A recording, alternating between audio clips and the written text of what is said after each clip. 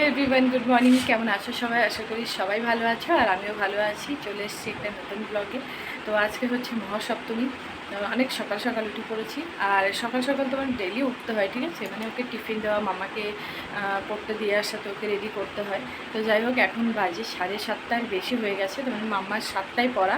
আর ওকে tiffin দিতে দিতে আমার একটু লেট হয়ে যায়। তো আমি বলেই রেখেছি যে আমি একটু পড়তে দিতে আসতে লেট হবে। তো যাই হোক, মহাসপ্তমীর অনেক শুভেচ্ছা ও ভালোবাসা আমার তরফ থেকে সবাইকে। তো সবাই সুন্দর করে পুজো দেখো, আনন্দ করো। আর কার কোথায় পুজো হচ্ছে, কিভাবে আনন্দ করছে, অবশ্যই ওকে কমেন্ট করে জানিয়ে।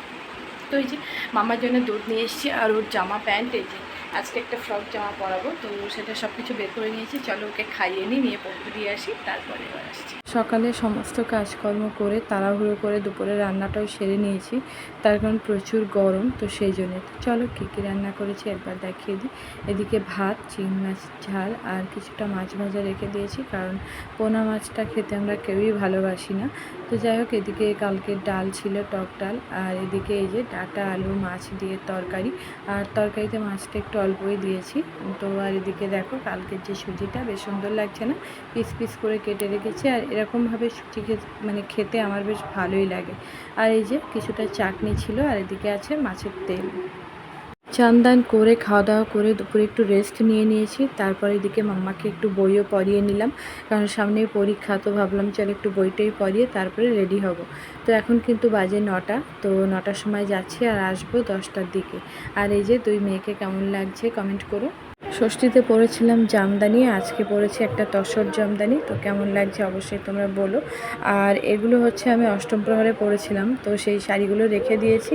তো সেইগুলো আবার এখন অনুষ্ঠানে পরে নিচ্ছি। তো পরার পরে এগুলোকে কাচবো, তার কারণ শাড়িগুলো কিন্তু মার দিয়ে প্রেস করা থাকে, আর ওই যে একবার পরে আবার কাচতে গেলেও না মায়া লাগে। তো সেই জন্য পুজোয় পরে তারপরে আবার কাচবো। তো এই যে এদিকে দেখো, মেলায় চলে এসেছি আর এসেই আইসক্রিম খাচ্ছি। আর ওদিকে হচ্ছে যাত্রা, আর এদিকে মা বাবাও চলে এসছে।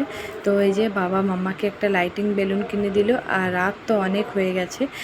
তো দেখো, লোকজনে কিন্তু একটু কমে এসছে। আর আমাদের প্যান্ডেলটা কিন্তু বেশ সুন্দর হয়েছে, মানে লাইটিংটা তো মানে খুব সুন্দর লাগছে। আর এদিকে প্রচুর খাবারের দোকান, স্টেশনারির দোকান, প্রচুর রকমের দোকান বসেছে, ঠিক আছে। আর মাম্মা কেন এই খেলনার দোকানের দিকে আমি নিয়েই যাচ্ছি না, মানে এক একদিন যাচ্ছে আর একটা একটা খেলনা কিনে মানে বাড়িতে রেখে দিয়ে দিচ্ছে। তো যাই হোক, রাত অনেক হয়ে গেছে আর ভিডিওটা এখানেই শেষ করব। ভালো লাগলে প্লিজ লাইক কমেন্ট করে আমার পাশে থেকো। আর যারা যারা চ্যানেলটাকে সাবস্ক্রাইব করছো তাদেরকে অনেক অসংখ্য ধন্যবাদ। দেখা হচ্ছে পরের ব্লগে। Good night.